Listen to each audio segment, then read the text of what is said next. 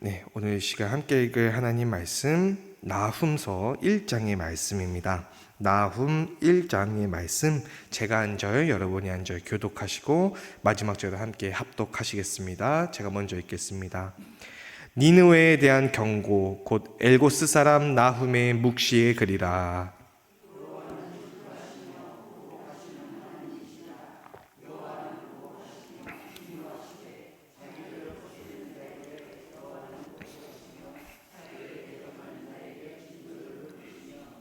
여호와는 노하기를 더디하시며 권능이 크시며 벌받을 자를 결코 내버려 두지 아니하시느니라.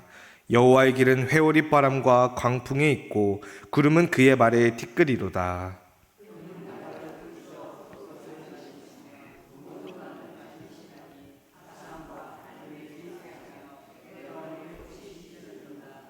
그로 말미암아 산들이 진동하며 작은 산들이 녹고 그 앞에서는 땅 곧 세계와 그 가운데에 있는 모든 것들이 솟아오르는도다.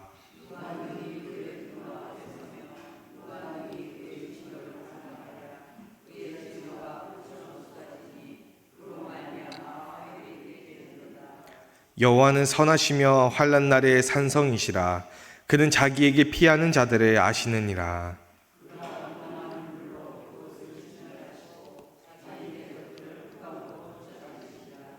너희는 여호와께 대하여 무엇을 꾀하느냐? 그가 온전히 멸하시리니 재난이 다시 일어나지 아니하리라.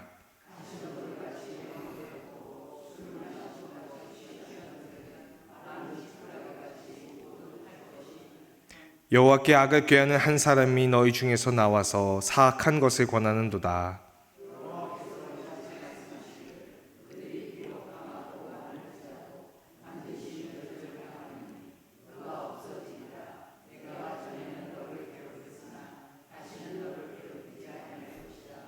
이제 내게 지운 그의 멍에를 내가 깨뜨리고 내 결박을 끊으리라.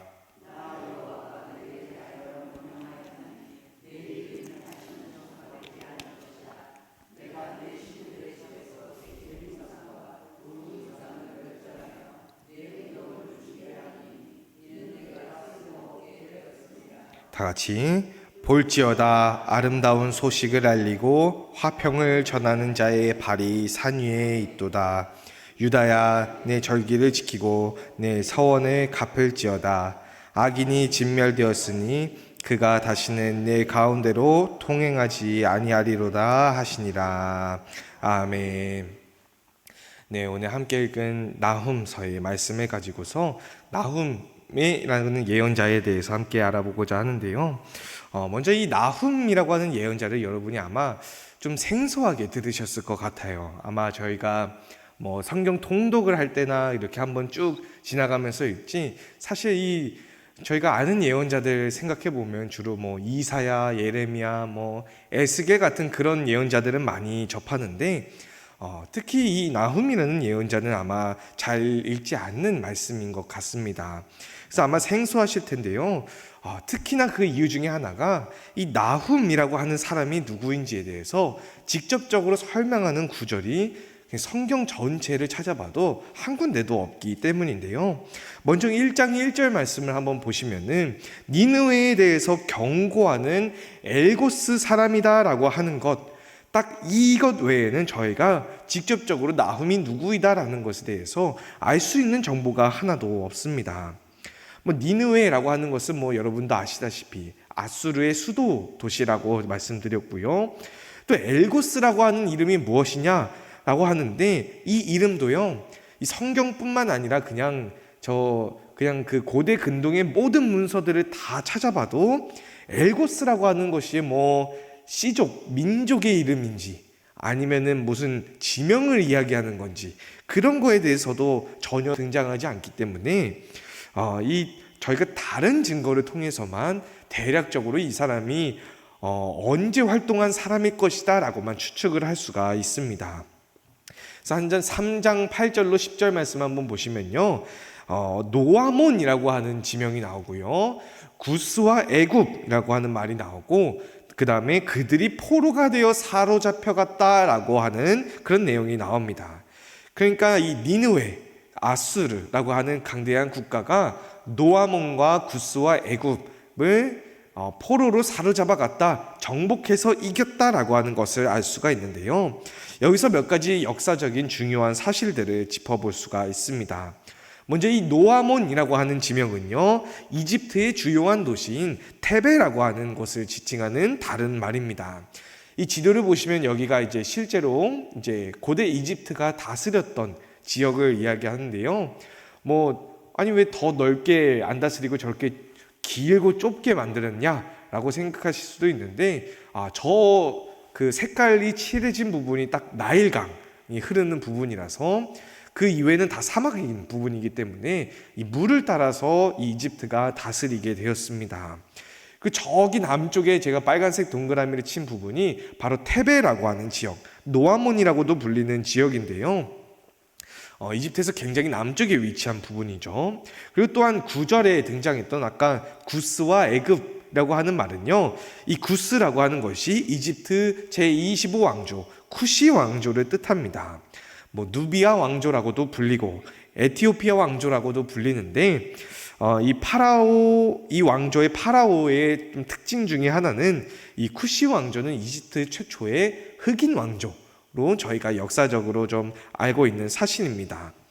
그래서 이 세 번역을 보시면은 이 구스 왕조를 에티오피아라고 번역을 했는데요. 이 이집트 당시 이집트 파라오가 흑인 파라오였음을 좀 더 강조하는 번역이죠. 아무튼 이 쿠시 왕조 시대에 그 테베까지 점령했었던 이 이집트 왕조 시대에 무슨 일이 있었느냐 하니, 바로 아수르의 아슈르바니팔이라고 하는 왕이 기원전 663년에 이 테베까지 진격을 해서 함락을 시키는 일이 발생을 했습니다. 아까 지도에서도 봤듯이 테베는 굉장히 남쪽에 있는 곳이고요.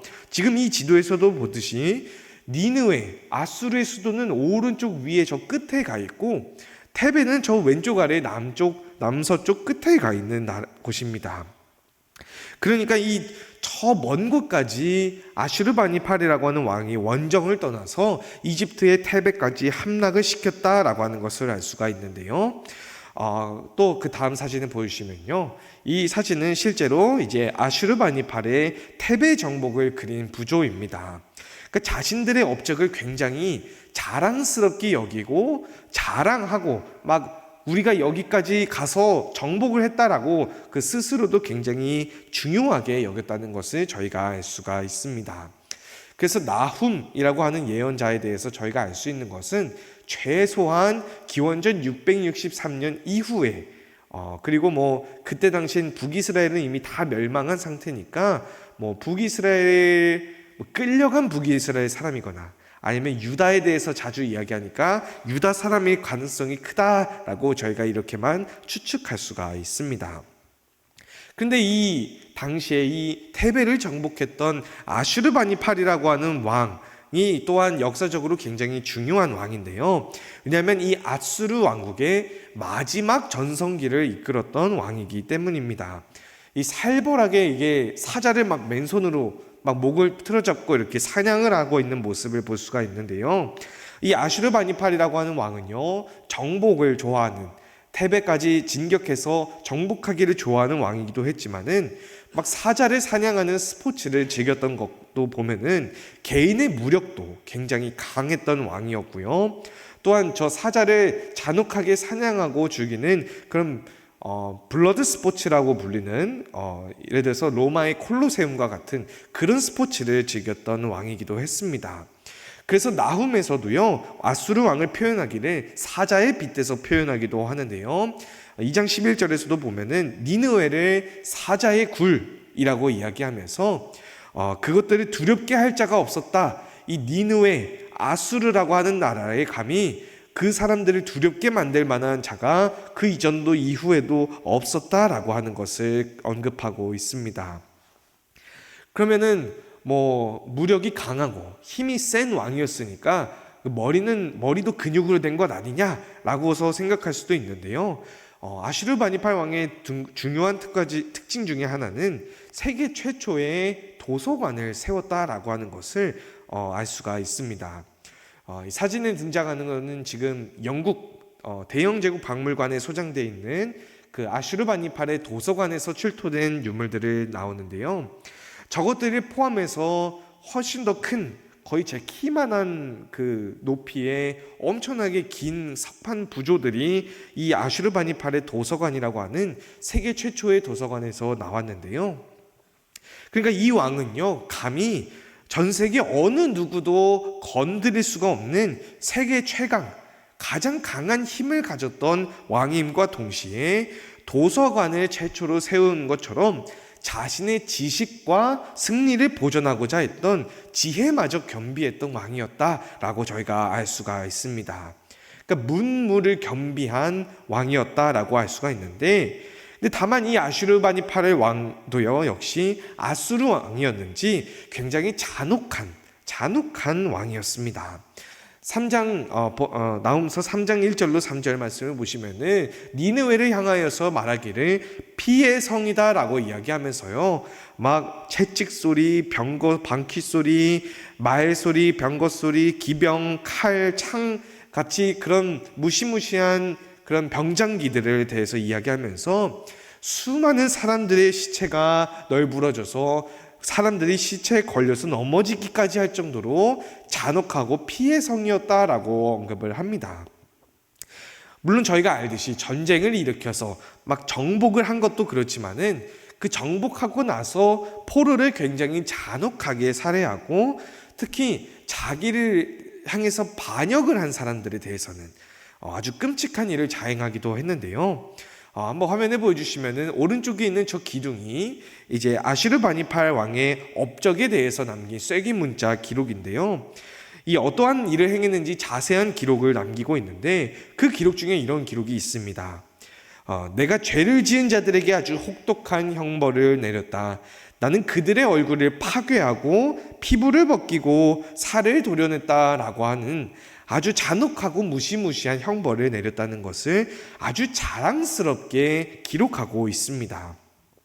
특히 여기서 이 죄를 지은 자들이라고 나와 있는데요, 정말 오늘 알고 있는 그런 무슨 사형수들처럼 범죄자를 이야기하기보다는 내가 다스리고 있는 영역, 나의 속구까지 포함해서 내가 다스리는 영역 안에서 감히 나에게 반기를 든 자들에게 나는 혹독한 형벌을 내렸다라고 하는 그런 반기를 들여서 치려고 하는 자들에 대한 복수를 여기서 뜻하고 있습니다.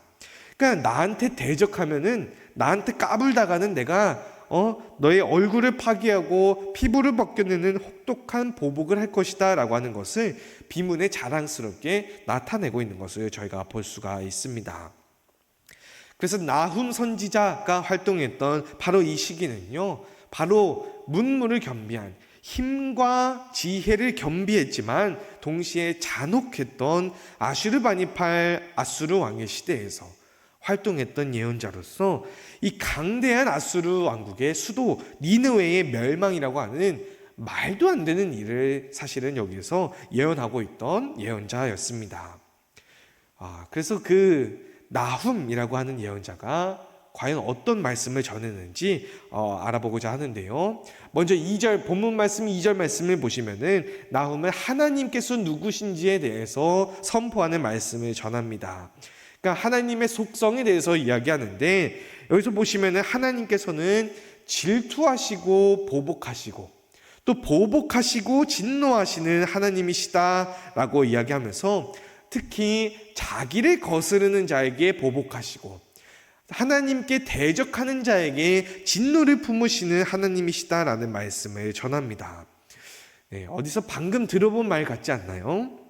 바로 앞서서 말씀드린 나훔의 시대에 아슈르바니팔 왕이 바로 자기를 거스르는 자들에게 내가 혹독하고 잔혹하게 보복할 것이다 라고 했던 비문의 이야기처럼, 이 나훔은요, 하나님께서 그 아슈르바니팔 왕과 같이 질투하시고 진노하시는데 자기를 거스르는 자에게 진노하시고 보복하신다라고 하는 것을 여기서 나타내고 있습니다. 그러면은 약간 좀 아슈르바니팔 왕이 아니라 우리 하나님이 더 세다 이런 얘기를 전하는 것일까 하고 보니, 그 이어지는 다음 구절에서요, 하나님께서 잔혹한 아수르 왕과는 명확하게 다른 하나님이시다. 그 진노하시고 보복하시지만 노하기를 더디하시는 하나님이시다라는 것을 여기서 밝히고 있습니다. 이거 저희가 요나서 읽을 때도 한번 읽었던 말씀인데요. 요나가 하나님에 대해서 막 화를 내면서 했던 내용이 있죠. 4장 2절 말씀에 하나님께서 은혜로우시고 자비로우시며 노하기를 더디하시는 하나님이시다라는 것을 여기에서 요나서도 이야기하고 있는데, 그래서 이제 니느웨 사람들도, 그 잔혹했던 니느웨 사람들도 회개함으로 인해서 용서를 받았다라는 것을 저희가 요나서를 통해서 말씀드린 바 있습니다. 그런데 나홈에서는요, 노하기를 더디하시는 하나님은 맞지만, 그렇지만 하나님께는 노하기를 더디하실 뿐만 아니라 한 가지 더 속성을 가지고 계신데요. 3절 말씀에 벌 받을 자를 결코 내버려 두지 않으시는 하나님이시다라고 이야기합니다. 그러니까 죄 지은 사람에게는 반드시 벌을 내리시는 하나님이시다라는 것을 이야기하는데, 사실 이게 굉장히 말이 좀 어이가 없거나 또 되게 당혹스러운 것이, 바로 이 똑같은 구절 앞에서는 하나님은 좀 화를 덜 내신다라고 이야기하면서 또 그 반대되는 말씀, 다시 하나님께서는 보복하셔서 절대로 무조건 벌을 내리시는 하나님이시다라고 또 이야기하고 있습니다. 왜 이렇게 이야기를 할까요? 생각을 해보면은, 왜냐하면 아슈르바니팔 왕의 행적을 생각해 봤을 때, 아슈르바니팔 왕의 행적은요, 자기를 대적하는 자에게 보복하는 것, 즉 결국에 하나님의 백성인 유다와 이스라엘을 괴롭히는 보복이었기 때문에 지금 나홈이 이렇게 얘기하고 있습니다. 먼저 북이스라엘을 생각해 보면요, 북이스라엘은 이미 요 아슈르바니팔 왕의 시점에서 멸망한 지 60년이나 지난 시점이었어요. 그런데 여전히 아수르와 아슈르바니팔 왕에 의해서 북이스라엘 백성들도 고통받고 있었는데요. 에스라 말씀에 보면은요, 오스나빨이라고 하는 것, 이 오스나빨이 아슈르바니팔 왕의 좀 다른 히브리어 발음을 통해서 나타나는 것이고요. 사마리아 성과 유브라데스 강 건너편까지 다른 땅으로 옮겨뒀다라고 이야기합니다. 이 페르시아의 아닥사스다 왕 때에 북이스라엘 자손들 중에서 몇몇 자손들이 나와가지고, 야, 저희 유다 사람들이 성전 재건축한다는데 해서 와가지고 보니까, 야, 우리도 껴줘라 라고 하는데 아예 됐다라고 거절하니까 그 아닥사스다 왕에게 막 고발하는 장면으로 등장합니다. 그러니까 이미 멸망한 북이스라엘임에도 불구하고 이 백성들은 당시에 이 아슈르바니팔 왕에 의해서 이곳저곳으로 강제 이주를 당했다라는 것을 알 수가 있고요. 유다 백성의 경우에는요, 영적인 고통을 당하고 있었습니다. 이때 유다의 왕이 므낫세 왕이라고 하는 왕이었는데요. 열왕기나 역대기나 이 므낫세 왕을 이스라엘과 유다를 통틀어서 아주 극악한 왕으로 표현합니다. 역대기 말씀을 보시면은 유다와 예루살렘 주민이 므낫세의 꾀임을 받고 악을 행한 것이 이스라엘 자손 앞에서 멸하셨던 모든 나라보다 더 심했다. 여태까지 있었던 다른 어떤 이방 민족들보다도 이 므낫세 시대의 백성들이 행했던 악이 훨씬 더 극악했다라고 하는 것을 나타냅니다. 근데 므낫세 왕은요, 사실 유다 왕으로서 무려 55년이나 통치했던 왕이었어요. 이거는 북이스라엘과 남유다를 통틀어서 가장 오랜 기간 동안 통치했던 왕이었는데요. 그래서 어떻게 사실 그냥 저희가 성경을 떼놓고서 그냥 55년 동안 길게 통치했다는 사실만 보면은, 이거 유다 왕국에게 있어서 굉장히 평화로운 왕 아니었냐, 굉장히 성군으로 칭송받아 마땅한 왕이 아니었냐라고 하는데, 성경은 오히려 극악무도한 왕으로 표현을 합니다. 굉장히 이상한 것인데 왜 그러냐 하고 보니, 므낫세가 아수르의 그 어떤 왕보다도 충성했던 왕이기 때문에 그런데요. 역대기 말씀을 다시 보면은 이방 사람들의 가증한 일을 본받아서 바알 제단을 쌓고 아세라 목상을 만들었다라고 이야기합니다. 그러니까 그러니까 성경에서는 여기서 이방 사람들의 가증한 일을 본받아서 우상을 섬겼다라고 표현을 하지만은 정확하게 이야기하면요, 아수르의 이방 신들을 섬긴 것, 즉 그냥 정치적으로만 아수르에게 속국이 된 게 아니라 아주 자기 영혼까지 다 가져다 바친 상황, 아수르 왕에게 다 가져다 바친 왕이라는 것을 여기서 묘사하고 있습니다. 근데 중요한 사실이 아수르가요, 딱히 속국들에게 우리가 믿는 신들을 너희들도 믿어야 된다라고 강요하지는 않았어요. 너네가 바알을 섬기고 아세라를 섬기지 않으면 내가 멸망시킬 것이다, 이런 얘기를 하지도 않았는데, 므낫세 왕은요 아주 자발적으로 아수르의 신들을 섬기면서 아주 그냥 충성하고 간이고 쓸기고 다 가져다 바친 모습을 보여주었기 때문에 겉으로 보기에는 사실 가장 유다 왕국 중에서 안정되고 평화로운 치세를 펼쳤던 왕이었지만은 그 반대로 영적으로는 아주 썩어 문드러가고 있었던 시기라는 것을 알 수가 있습니다. 그래서요, 이 아슈르바니팔 왕 시대에 북이스라엘은 물리적으로 막 여기저기 옮겨다니는 물리적인 고통을 받게 되었고, 남유다의 백성들은요 우상 숭배라고 하는 영적인 고통을 받게 되었다라는 것을 알 수 있었고, 바로 그렇기 때문에 하나님의 백성인 이스라엘 백성들을 괴롭힌 이 아수르, 특히 그 수도인 니느웨에 대해서 하나님께서는 절대로 벌 주기를 멈추지 않으신다라고 하는 말씀을 나훔 예언자가 전하고 있습니다. 그리고 저희가 한 가지 또한 알아야 할 것은요, 나훔에서 등장하는 하나님은 또한 화만 내고 내가 그냥 질투하고 화내고 복수할 거야 라고만 이야기는 하는 하나님이 아니십니다. 나훔이 고백하는 하나님의 모습은요, 완전히 상반된 두 가지 모습을 다 이야기하고 있는데요. 첫째로는 진노하시고 보복하시는 하나님, 저희가 보았던 모습과, 둘째로는요 선하시고 자비로우신 모습이 동시에 등장하게 됩니다. 저희가 요나서를 봤을 때 등장했던 하나님, 막 화내고 진노하시고 너희의 악독이 나한테 상달되었다라고 말씀하시지만 뜻을 돌이키셔서 재앙을 내리시지 않으시는 하나님을 저희가 지난 시간에 보았는데요. 근데 나훔서에서 고백하는 하나님은요, 뜻을 돌이키는 하나님이 아니십니다. 뜻을 돌이키시는 것이 아니라 지금 진노하고 복수하고 계시면서 불구하고 동시에 지금 선하시고 지금 자비로우신 하나님을 묘사합니다. 6절로 7절 말씀, 본문 말씀 6절로 7절 말씀을 보시면은 누가 감히 하나님의 진노를 감당하겠냐, 그 진노가 불처럼 쏟아질 것이다 라고 이야기하면서 바로 다음 구절에 하나님은 선하시고 환난날의 산성이시다라고 하는 말씀을 동시에 전하고 있습니다. 그러니까 왜 요나서에서는 그 전까지는 진노하시고 복수하시지만 뜻을 돌이키셔서 인애가 크시고 자비로우신 하나님의 모습을 전하는데, 왜 나훔서에서는 진노하시면서 동시에 선하시고 자비를 베푸시는 하나님을 전할까요? 무슨 차이가 있기에 그런 말씀을 전하는 것일까요? 이것은요, 하나님께서는요 아슈르바니팔 왕이나 아니면 유다의 므낫세 왕과는 명백하게 다른 하나님이신 것을 여기서 아주 강조해서 나타내고 있습니다.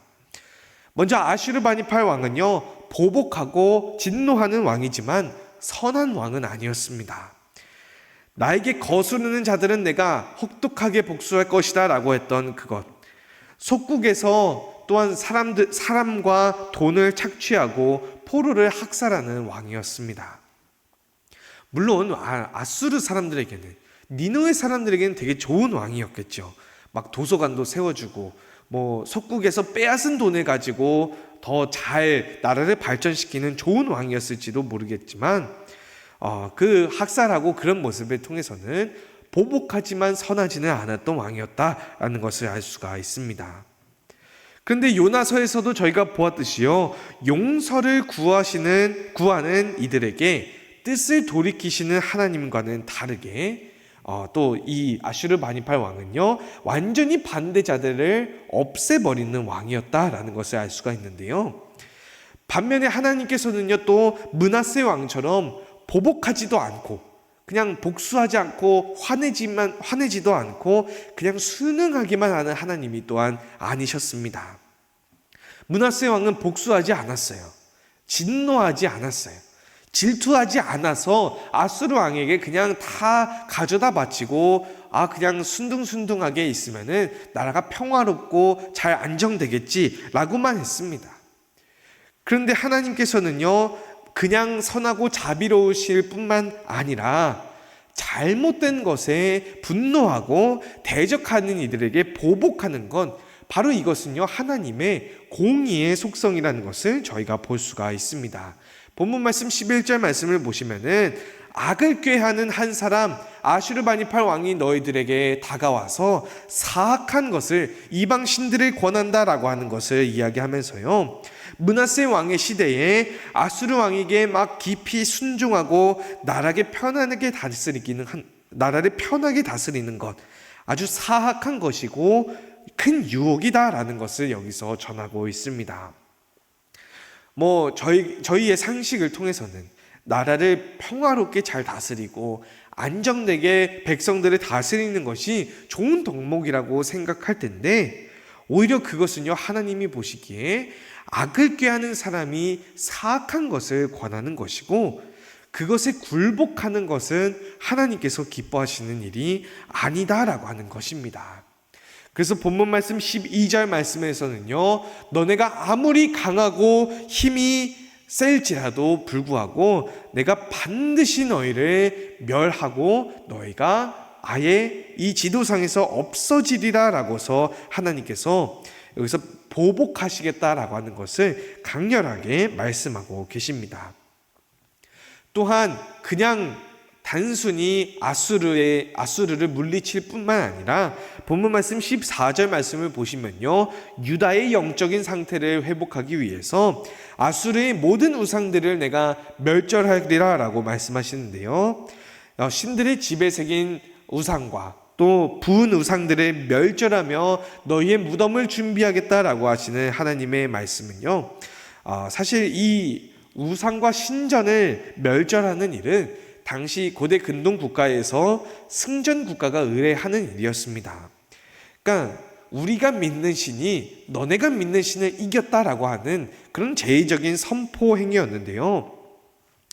그래서 사실은요, 원래는 이 승전 국가가 하는 선포라고 하는 것은 기원전 612년에 바벨론이 아수르를 전복해서 반란을 일으켜서 니느웨를 멸망시키고 그 이후에 계속해서 주요 도시를 파괴하면서 아주 그냥 아수르를 역사의 저편으로 사라지게 만든 바벨론의 고백이 되어야 하는데, 원래 바벨론의 신들이 이 승기를 가져갔어야 하는데 이 나훔의 입을 통해서 전해지는 하나님의 말씀은요, 아니다, 나 여호와가 명령하여서 아수르의 우상들을 파괴하였다라고 지금 여기서 나훔의 입을 통해서 고백되어지고 있는 것입니다. 그러니까 아수르가 멸망하기도 전에, 니느웨가 멸망하기도 전에 하나님께서는 이미 너는 멸절을 당할 족속이다라고 여기서 선포하고 계신다는 것이죠. 그래서 여기서 나오는 이 보복하시고 멸절하신다, 우상을 멸절하시고 하나님께서 승리하셨다라고 하는 것을 전하는 말씀은요, 유다가 이제 영적인 방언과 고난을 끊어버리고 다시금 하나님께 예배하도록 권면하는 말씀으로 다시 등장합니다. 본문 말씀 15절 말씀을 함께 한 목소리로 읽어볼까요? 15절 말씀을 읽겠습니다. 시작. 볼지어다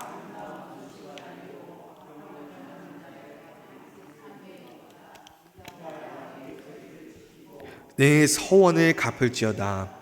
악인이 진멸되었으니 그가 다시는 내 가운데로 통행하지 아니하리로다 하시니라. 아멘.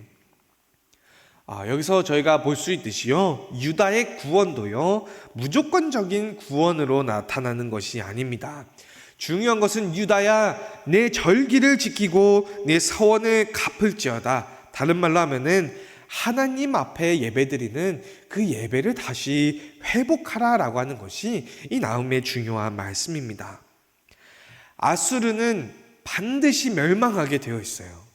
하나님께서 보복하시겠다, 내가 너희들을 멸절시키고 지도상에서 없애버리겠다라고 이미 말씀하셨기 때문에 아수르가 멸망할 것은 필연적이지만, 동시에 유다의 영적인 회복이 일어나지 않으면은 이것은 그냥 아수르만 멸망하고 끝나는 것이지 유다가 구원받는 내용이 아니게 되는 말씀이 되는 것입니다. 그래서 여러분도 아시다시피 유다는요, 결국엔 영적인 회복이 일어나지 않아서 그 아수르는 물러갔지만 바벨론이라고 하는 또 다른 제국이 나타나서 유다 역시 지도상에서 멸망하는 그런 역사가 일어나고, 나중에 또 70년간 포로로 끌려가는 일이 생기게 됩니다. 그래서 저희가 이 나훔 선지자의 예언과 또 실제로 니느웨가 하나님의 말씀대로 멸망하였다는 역사를 저희가 아슈르바니팔 왕이나 므낫세 왕이나 그런 것들을 통해서 역사를 알아보았는데요. 이 아수르의 마지막 전성기를 이끌었던 아슈르바니팔 왕, 머나먼 여기서 막 저 끝까지 가가지고 티벳까지 진격해서 자기 영토를 늘리고, 한편으로는 속국으로부터 조공을 받아서 최초의 도서관을 세울 정도로 존경받는 왕이었지만은 결국에 하나님의 보복으로 인해서 이 니느웨는 멸망으로 향하게 됩니다. 고작 이 티벳을 점령하고 50년도 지나지 않아서 내전이 일어나고, 그 혼란을 틈타서 봉기한 반란을 일으킨 바벨론에 의해서 멸망하게 되는데요. 하지만 역시 상황은 유다 백성들에게 있어서 꽤나 절망적이죠. 결국 유다 역시 하나님 앞에 범죄함으로 인해서 바벨론이라는 제국에 의해서 멸망하고 70년간의 포로 생활을 시작하게 됩니다. 15절 마지막 구절에 그 등장하는 예배의 회복이 이루어지지 않으니까 니느웨를 멸망시키겠다라고 하는 하나님의 말씀은 이루어지긴 했지만 유다의 온전한 회복은 이 시점에서는 곧바로 이루어지지 않았습니다. 이 말씀이 우리에게 이야기하는 것이 무엇일까요? 사실 저희가 아슈르바니팔 왕이나 아수르에 대해서 사실 계속 이제 수예배를 통해서 역사를 통해 말씀드렸지만은, 오늘날에는 막 이런 제국이라고 불릴 만한 나라는 사실 없기는 합니다. 그러니까 강력한 황제 한 명이 넓은 영토를 지배하면서 막 속국으로부터 조공을 받는 형태의 제국은 오늘날에 그런 형태는 없지만, 그런데 사실요 여러분, 오늘날에도 제국은 여전히 존재한다는 것을 사실 저희가 많이 보게 됩니다. 어떤 사람들은 특히나 지금 지구상의 가장 강력한 두 나라, 중국과 미국의 이 대립과 무역 전쟁을 보면서 제국을 보는 분들도 있을 수도 있고요. 또 오늘날의 제국은요 그냥 나라의 형태로만 나타나지도 않고요, 다른 다양한 형태로도 나타나기도 합니다. 혹시 여기 내가 신용카드, 체크카드 절대 안 쓴다 라고 하시는 분 혹시 계신가요? 혹은 내가 휴대폰이 아예 없다, 집에 전화기도 없다 라고 하는 분 혹시 계십니까?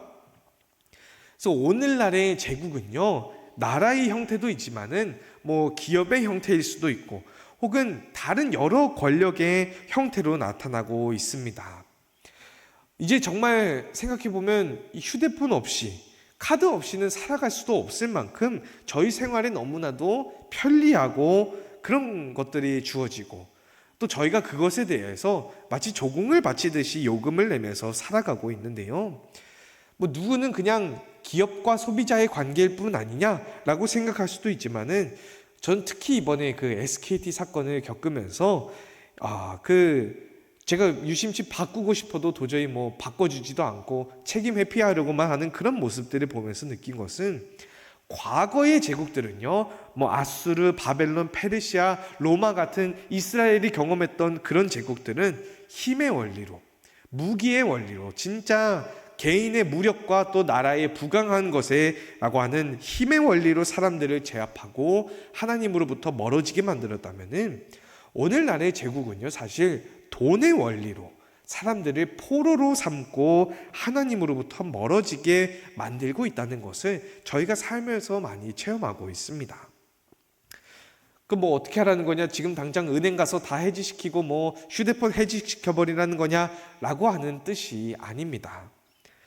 하나님께서는요, 그런 제국들의, 아수르와 같은 제국들의 굴복하는 하나님이 아니라 진노하고 보복하는 하나님이심과 동시에 고통받는 이들을 구원하시는 선하시고 자비로우신 하나님이시고, 하나님에 대한 절기를 지키고 서원을 갚는 자들, 즉 하나님께 예배하는 자들은요, 절대로 그런 제국에 굴복해서 살아가지는 않는다는 것을 오늘 말씀을 통해서 저희가 배웠습니다.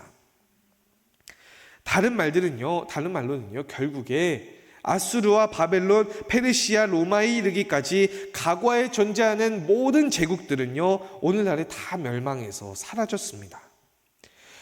이 세상의 기업들이든 나라들이든 간에 저희를 좀 돈의 원리로 다스리고 굴복시키는 그런 제국들도요, 결국에 예수님께서 다시 오시는 날에는 전부 사라지게 될 것들인, 모든 것들은 다 사라집니다. 저희가 가진 돈도 다 사라지겠죠, 그날에는. 그런데 그래서 지난 사순절 때에 새벽 기도 때 요한계시록 말씀을 읽어보면서도 보았듯이 처음 것들은요, 지금 가지고 있는 것들은 다 지나갑니다. 하나님께서 모든 눈물을 그 백성들에게 눈에서 닦아주시며 사망도 없고 애통하는 것도 없고 곡하는 것도 아픈 것도 없으니 그 이유인즉슨 처음 것들이 다 지나갔다라고 말씀하십니다. 우리를 육적으로 괴롭히고 심적으로 괴롭히고 무엇보다도 영적으로 괴롭게 하는 오늘날의 제국을 포함해서 모든 제국들은요, 다 쓰러지고 사라지지만은 남는 것이 딱 하나가 있습니다. 영원히 남는 것 딱 하나. 큰 소리로 외쳐서 이르되 구원하심이 보좌에 앉으신 우리 하나님과 어린 양에게 있도다라고 하면서 성도들이 하는 바로 찬양과 하나님을 향한 예배만이 끝까지 남게 되는 것들입니다. 혹시 우리가 살아가면서 가지게 되는 많은 편안한 것들이 있어요. 휴대폰이 되었든지 카드가 되었든지 자동차가 되었든지 간에 오늘날에 우리가 이것들에 종속되어서 제국의 포로로 살고는 있지 않은지 저희가 함께 고민해 봐야 할 문제입니다.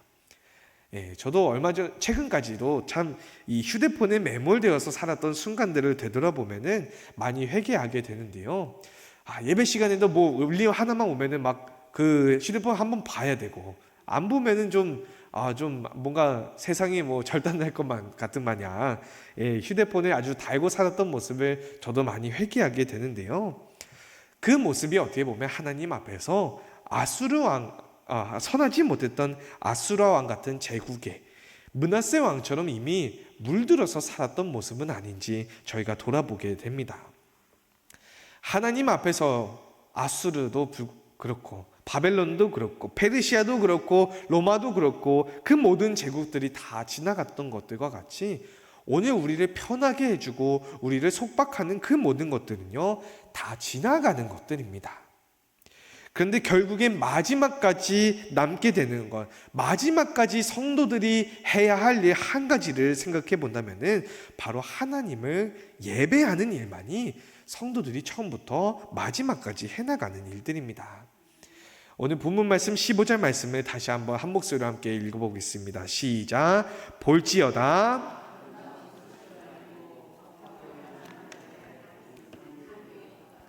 유다야, 내 절기를 지키고 내 서원을 갚을지어다.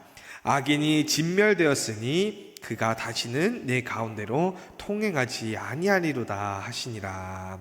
아멘.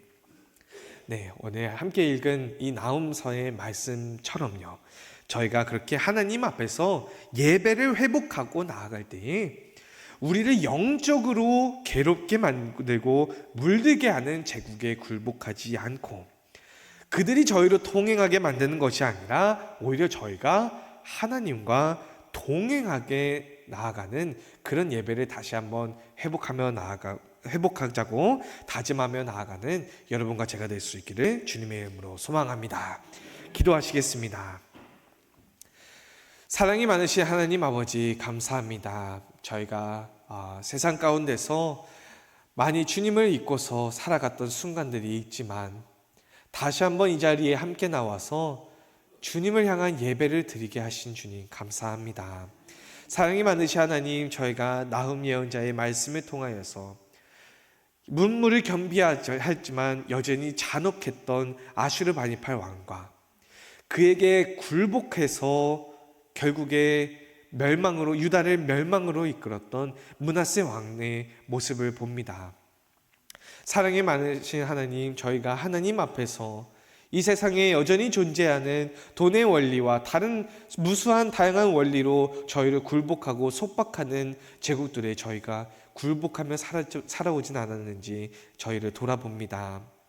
사랑이 많으신 하나님, 그런 제국들에 굴복하지 아니하고 온전히 하나님과 동행하며 나아가게 만드는 것은 하나님을 향한 예배를 회복하는 일인 줄 주님 저희가 다시 고백합니다.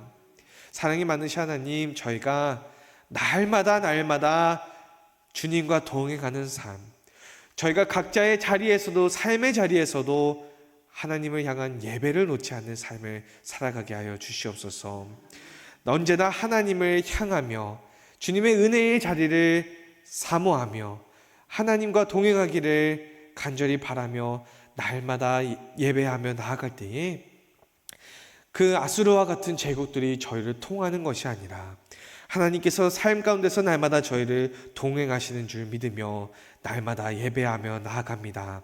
주님, 저희와 동행하여 주시고 제국들이 저희를 속박하지 않게 하여 주시고 마지막 세상 끝날까지 예수님께서 다시 오시는 그날까지 예배드리는 삶을 살게 하여 주시옵소서.